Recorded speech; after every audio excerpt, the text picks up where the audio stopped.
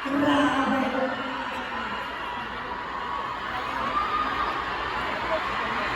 Ayan naman kasi, ayaw ko rin magpaawat eh. Ang sakit-sakit ng balakang namin. Grabe kayo. Sa katunayan kayo ang may kaibo. Grabe. Pinagpahinay mo lang kami ng 2 buwan. Tapos ito na naman.